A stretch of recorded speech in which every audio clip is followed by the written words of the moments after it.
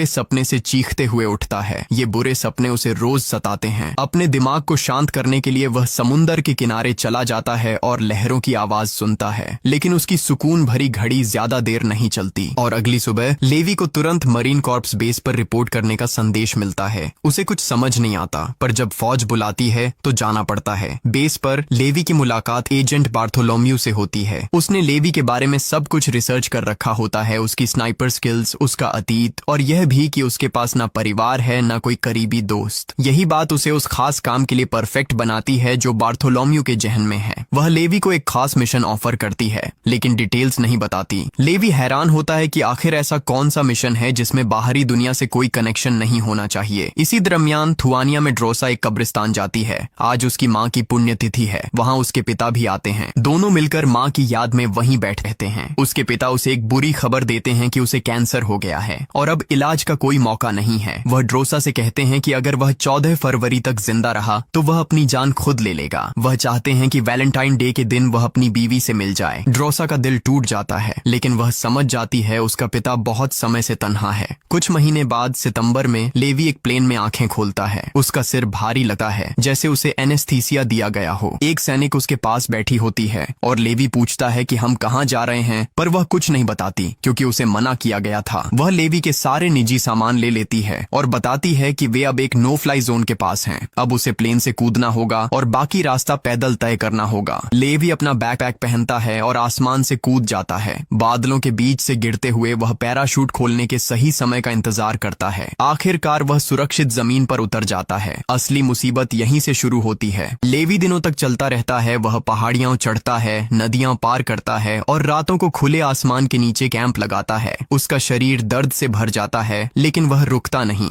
आखिरकार लेवी एक बहुत बड़ी घाटी के किनारे पहुंचता है। ऐसी गहरी घाटी उसने पहले कभी नहीं देखी थी। वहां उसका इंतजार एक जेडी नाम का सोल्जर कर रहा होता है। जेडी यहाँ पूरा 1 साल से तैनात है और उसे भी पता नहीं होता कि वे कहीं हैं। जेडी लेवी को वेस्ट टावर तक ले जाता है। यही अब लेवी का नया घर होगा। टावर में सब कुछ है जो उसे जिंदा रहने के लिए चाहिए। बिजली के लिए सोलर पैनल, एक बैकअप जनरेटर, बारिश का पानी जमा करने का सिस्टम, एक सब्जियां उगाने का बाग और खाने के लिए जंगल के जानवर। घाटी के उस पार ईस्ट टावर है। जेडी कहता है कि लेवी को उस टावर के लोगों से कभी संपर्क नहीं करना है। घाटी उत्तर और दक्षिण दोनों तरफ लैंड माइंस और टैक्टिकल बैरियर से सुरक्षित है। एक साइड से दूसरी साइड क्रॉस करना नामुमकिन है। जेडी उसे जगह दिखाता है और मिशन समझाता है। रोजाना लेवी को घाटी के वेस्टर्न रिम पर जाना होता है। इस रास्ते पर हर 600 मीटर पर ऑटोमेटिक गन टर्रेट्स लगे हुए हैं। लेवी को उनकी गोलियां बार बार भरनी होती हैं। इसके अलावा उसे कंटेनमेंट फेंस चेक करना होता है, लटकी हुई माइनें इंस्पेक्ट करनी होती हैं और क्लोकर नाम के डिवाइसेस मेंटेन करने होते हैं। ये क्लोकर सैटेलाइट्स को गलत सिग्नल भेजते हैं, जिससे घाटी बाहर की दुनिया से छिपी रहती है।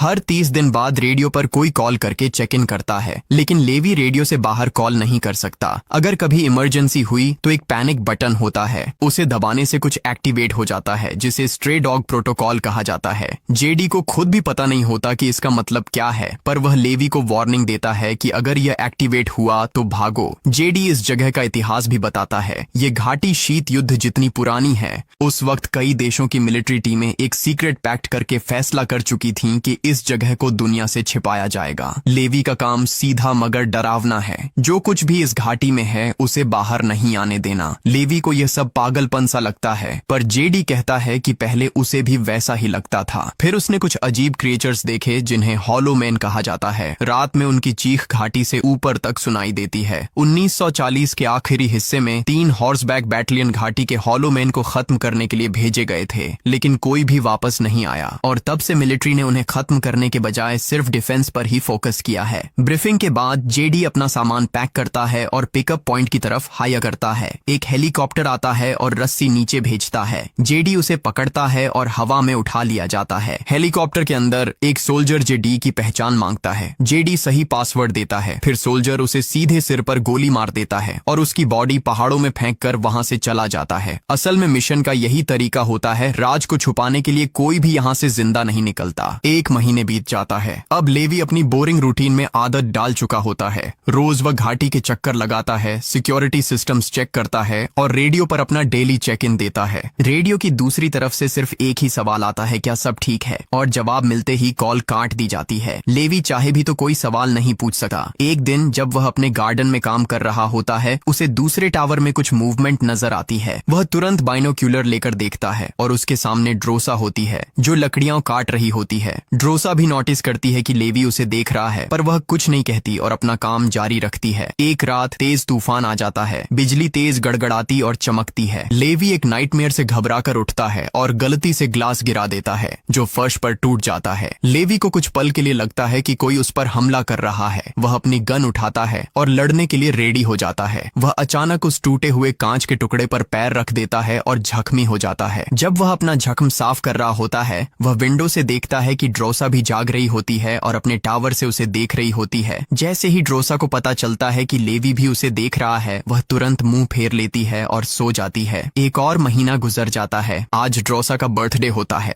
और वह बिल्कुल अकेली होती है। अकेलेपन और बोरिंग जिंदगी से तंग आकर वह अपनी गन चलाकर लेवी का ध्यान खींचती है। फिर एक बोर्ड उठाती है जिसमें लिखा होता है, तुम्हारा नाम क्या है? लेवी लिखकर जवाब देता है, हमें बात करने की इजाजत नहीं है। पर ड्रोसा को फर्क नहीं पड़ता। वह दूसरा साइन उठाती है जिसमें अपना नाम और नीचे लिखती है, आज मेरा बर्थडे है, मैं जो चाहूंगी वो करूंगी। लेवी मुस्कुराता है। वह भी अपना नाम लिखता है और एक ग्लास उठाता है। दोनों घाटी के दोनों तरफ से एक दूसरे को टोस्ट करते हैं।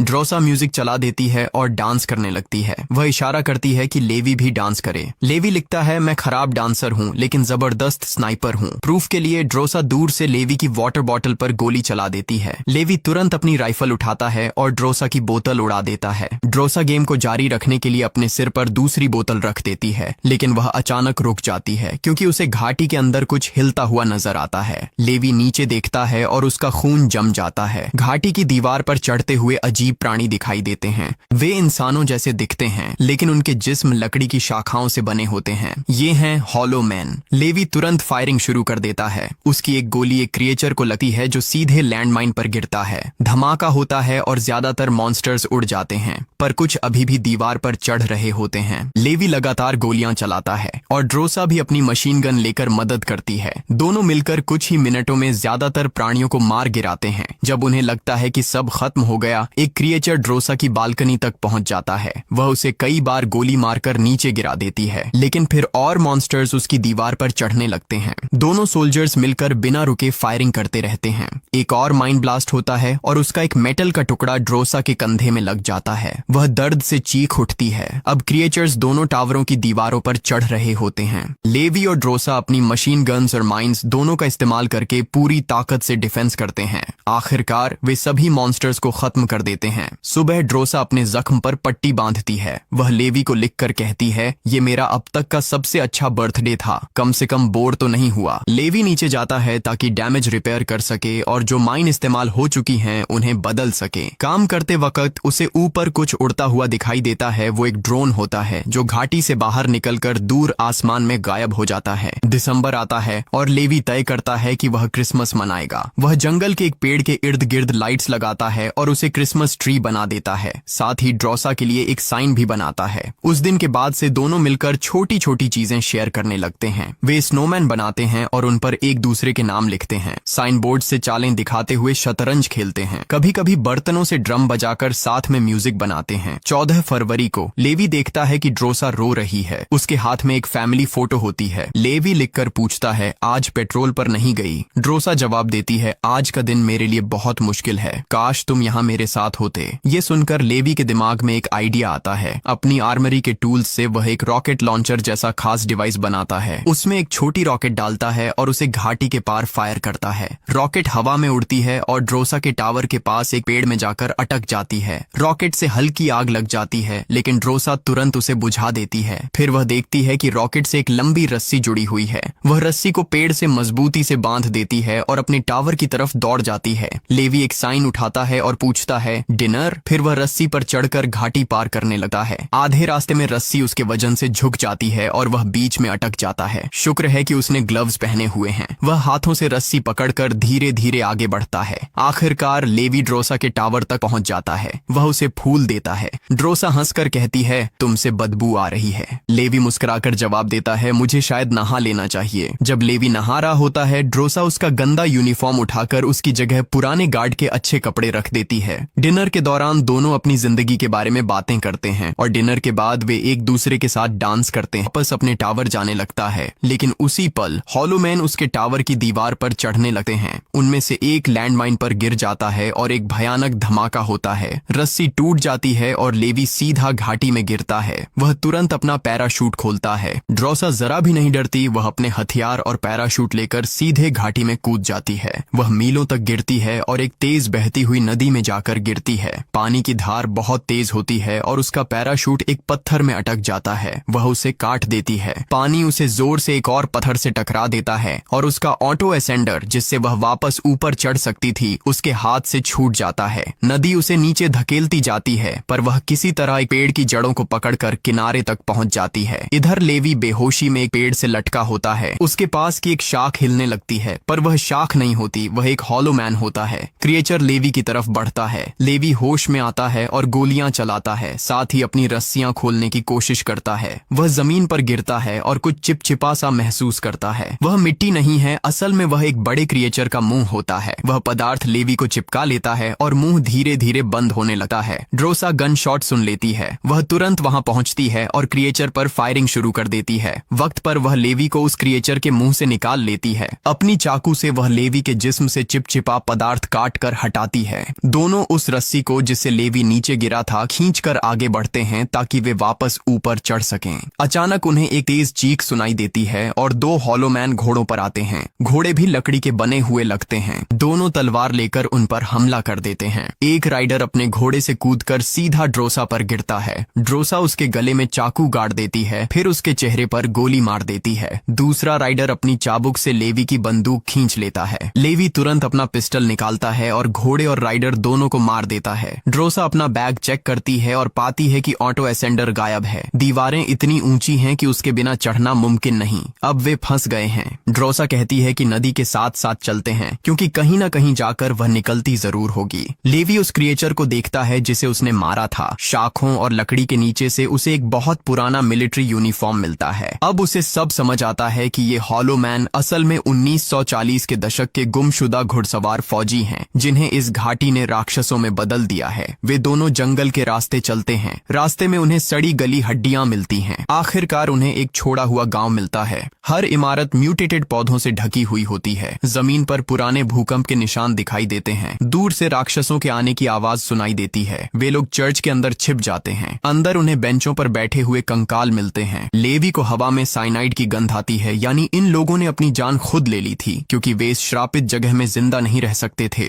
अचानक उनके ऊपर से आवाज आती है। ड्रोसा ऊपर देखती है, वहाँ एक बड़ा मकड़ा होता है। वह उस पर कूदा है। ड्रोसा उसे धक्का देती है और नीचे गिर जाती है। वह उसे चाकू से मार देती है। तभी दो और मकड़े लेवी पर हमला करते हैं। लेवी उन दोनों को गोली मार देता है। थोड़ी देर में कई मकड़े उन्हें घेर लेते हैं। ये दोनों लगातार गोलियां चलाते रहते हैं और जितनों को मार सकते हैं मार देते हैं। ड्रोसा की गोलियां खत्म हो जाती हैं। लेवी उसे कवर देता है जब तक वह रीलोड करती है। दोनों दरवाजे की तरफ बढ़ते हैं, लेकिन तभी हॉलो मैन अंदर घुस जाते हैं। अब उन्हें एक साथ मकड़ों और हॉलो मैन दोनों से लड़ना पड़ता है। ड्रोसा एक क्रिएचर को पकड़कर उसका सिर टेबल पर पटकती है और उसे मकड़ों के सामने फेंक देती है। लेवी पास में आए कई मॉन्स्टर्स से भिड़ता है और फिर उन्हें गोली मार देता है। ड्रोसा एक ग्रेनेड फेंककर चर्च की पिछली दीवार में एक बड़ा सुराख कर देती है और वे उस रास्ते से भाग जाते हैं। वे जंगल में दौड़ते हैं, लेकिन क्रिएचर्स की आवाज अब भी पीछे से आती रहती है। दीवार के पास उन्हें एक पुराना दरवाजा मिलता है। वे अंदर चले जाते हैं। अंदर एक फैसिलिटी होती है जो म्यूटेटेड पौधों से पूरी तरह भरी होती है। अंदर जाकर उन्हें पता चलता है कि यह एक मिलिट्री लेबोरेटरी थी। ड्रोसा जनरेटर चालू करती है। लेवी को एक फिल्म टेप मिलती है और वह उसे प्रोजेक्टर पर चलाता है। फिल्म में एक वैज्ञानिक बोल रहा होता है, यह साल 1940 है। यह कम्युनिटी एक टॉप सीक्रेट गठबंधन थी जो कई देशों ने मिलकर बनाई थी। द्वितीय विश्व युद्ध के आखिरी सालों में ये लोग बायोकेमिकल मिसाइलों पर काम कर रहे थे। रिकॉर्डिंग से 6 दिन पहले इस क्षेत्र में एक भूकंप आया था, जिससे एक केमिकल लीक हो गया। वैज्ञानिक दिन रात लगातार काम करते रहे ताकि उस टॉक्सिन को नियंत्रित किया जा सके, लेकिन वह टॉक्सिन स्थानीय पौधों और जानवरों के डीएनए के साथ मिल गया और उन्हें राक्षसों में बदल दिया। कुछ घंटों तक इसके संपर्क में रहने से कोई असर नहीं होता, लेकिन जितना अधिक समय आप वहां रहते हैं, शरीर उतना ही ज्यादा बदलता